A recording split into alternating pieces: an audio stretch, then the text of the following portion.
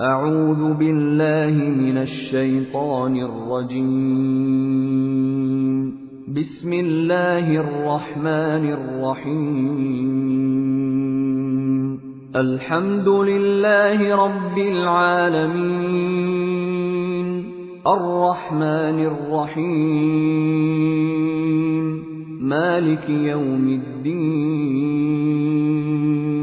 إياك نعبد وإياك نستعين اهدنا الصراط المستقيم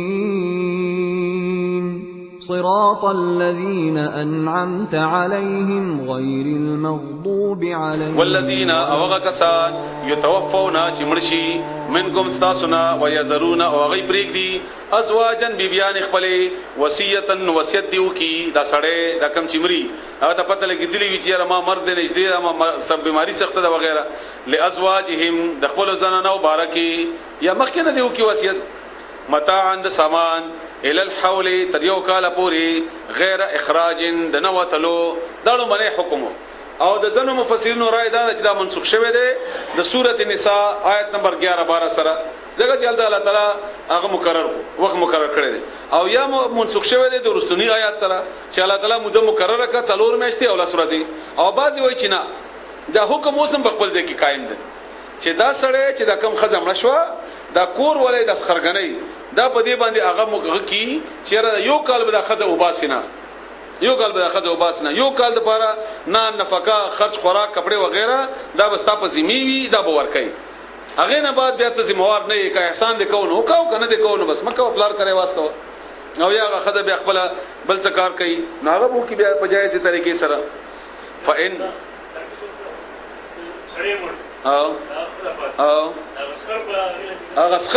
اسخرګانی ته دا حکم دی یا اسخرګانی کا اسخر دی او کده سړی ورور دی او کار څوک پاتې دی کنه دا هغه ته دا حکم دی مور پلار ته نه چې یو کال پورې د خزه نان نفقه ضرورت دا به ته پوره کوي دغه چې خزه لا کور نشته بل آباد نه دی یا بل مجبوری ده بل ده خو فإن خرجنا بکچری دی اوزی پخپلا فلا جناح نشتا گنا علیکم پتا سباندی فيما باغ معامله کې فعلنا چې وکي دا خزه فی انفسنا پخپل ځانونو خو من معروف بخی طریقہ کدا خزه پخپل باندې یو معامله کوي وعده کوي پلار کراسي او نو به خیر دې ته بیا پزوري سراوه هم او ته بیا یو کال لپاره بیا ملامت هم نه دغه چې خزه پخپل مرزي بیا لاړه والله تعالی عزیز ذو ده حکیم خاوند حکمت ولده وللمطلقات او طلاق شوی خزو د پاره متاع سامان ده بالمعروف په خې طریقې سره حقا دا حق ده علی المتقین په پرهیزګارانو خلکو باندې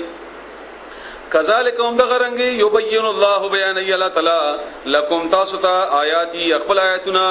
لعلکم دې د پاره چې تاسو تعقلون عقل نکار والی په شی علم ترى آیاتان دي کتدلی ال الذین او کسانو ته دلتا چونکی مخکې د جهاد احکامات روان دي او د هغه جهاد احکاماتو نه مخکې الله تعالی د انسان او د مسلمان ذهن جوړي او د هغه ذهن د پاره الله تعالی تمهید تړي چې کني مرګ نه خلاصې دی نشي او جهاد لپاره عموما رکاوټ هم دغه مرګ دی چې بابا کې امرا ما یا د بچي ممري وغیرہ وغیرہ نو الله تعالی دغه بنیاد باندې یو قصه ول بیانوي او بیا دغه باره کې خبره کوي مخکې تاسو واوري علم ترى آیاتان دي کتی دلی ال الذین اغو کسانو ته خرجوا چغی وتلیو من دیارهم دخلوا کوروننا وهم اغوی الوف بزرگونو هزاروں کی تعداد میں حذر الموت يرد مرغنا تختیدلی زرګونه عمر نه تخدیل واقعیت سوا واقعا مفسرینو مختلف نقل کړي خو دا الله تعالی طرف نوم اشاره نشته او د رسول الله صلی الله علیه وسلم په حدیثو کې نشته لکه یو واقعیا دا چې دوی باندې jihad فرض کېدو ناغه د وجنه د وخت تخدیدل دویم واقعا مفسرینو نقل کړي چې دوی باندې تعاون راغلی او تعاون بیماری او د تعاون نو تخدیدل د دې بنیاد باندې چې مونږ مرو او د الله حکم داد د رسول الله صلی الله علیه و علیه وسلم بیان کړی دی چې کوم علاقې کې تعاون پیدا وشي وځي بنا تخت بنا او په هر ولا خلق تم حکم داد چې دی علاقې ته بنا راځي ځکه چې یو سړی دلته نه لاړ شي کې دی چې هغه ته تعاون لګیدلې او هغه بل علاقې ته لاړ شي هغه ته بل دا بیماری ویسي او د باري نه ځکه منه کړی دی چې ته الله تعالی محفوظ ستلې نو خامخ ولې بیماری ته راځي او یا چې واپس لاړ شي نو بل ته به ویسي نو دی وجنه نه دی ته اجازه شته چې دی بهر لاړ شي او نه یغی ته اجازه چې دوی واپس راشي او دا دوی و تختدل د دینه د مرګ دی یو بهرال چې هر څه خبره وا تعاون او جهاد او ارته او تختدل د مرګ نه حذر الموت يرد مرغنا فقال اولي لهم دويتا الله ولا تعالى فقال لهم الله اولي دويتا لا تعالى موتو چمړ شي ثم بیا احياهم دوی ژوند کړل ان الله بشکل تعالی لذو فضل خاوند فضل ده علی الناس په خلق باندې ولکن او لیکن اکثر الناس اکثر د خلقنا لا یشکرون شکریا نه ادا کوي وقاتلوا او جهاد کوي رسول الله صلی الله علیه وسلم حدیث ته مسلم شریف کې ده رسول الله صلی الله علیه وسلم فرمایي ابو هريره رضی الله تعالی عنہ نے روایت ده چې کم سړی عمر تیر کو او په ټول عمر کې د جهاد اونکلو او د جهاد خواهش هم اونکلو چې د جهاد کې تلې وي نو دا سړی د منافق په مرګ باندې مړ شو بیا الله تعالی دې متاسو بچ کې ده دینه وقاتلوا او جګړه وکي فی سبیل الله د الله تعالی په لار کې والمو او په شی ان الله بشکل تعالی سمیع اوریدون کې ده علیم او په ده من څوک ده منزل الذی څوک ده خاوند هغه کس یعنی څوک ده هغه کس منزل الذی څوک ده هغه سړی یقرض الله چې قرض ورکی الله تعالی ته قرضا قرضا حسنا خیستا څه مراد ده نه یو قرض خبر اول تاسو زده کوي چې الله تعالی په لار کې پیسې ورکول دې د الله تعالی په خپل ځان باندې قرض ویلي دي انداد الله تعالی انتهائی مهرباني ده چې دا نوم یې خدای ځکه چې تخي ورکین الله باندې خو دې قرض نه خو الله وایي چې ته چاته ورکی jihad کې ورکی سړی ته ورکی غریب ته ورکی دادا چې شو لکه تاسو ما قرض وخت نو الله تعالی او دویمه قرض حسنه ویلي دي د سړی د پاره د چا د چې ورکې د پاره نو قرض حسن هغه قرض ته ویل کیږي چې هغه باندې احسان اړولم نوي هغه تنگول هم نوي داغه څه مدت هم داسې نوي چې سړی به پریشان شي په خې طریقې سره په نرمي سره او دې باندې کې حدیث ډیر زیات دي رسول الله صلی الله علیه و سلم فرمایي چې قرض ورکول د صدقې ورکول نه مفهوم د حدیث داسې دی چې دا ډیر بهتر دی ځکه چې سړی مجبور دی نو ځکه قرض غواړي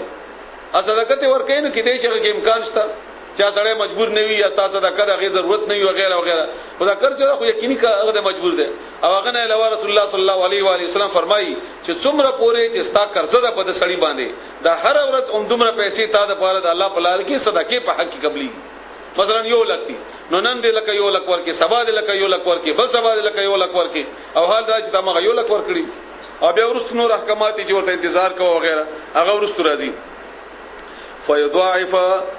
نو الله بزیات کی هغه د پاره له د سړی د پاره اضعافا په زیاتولو کثیرتن ډیر سرا د دې معنا لفظي معنا داسې ده دو چند در دو چند بکی الله او دا عملی داس کی لکه 2 + 2 4 او 4 نه 2 ضرب 2 4 4 ضرب 2 8 8 ضرب 2 16 16 ضرب 2 32 32 ضرب 2 64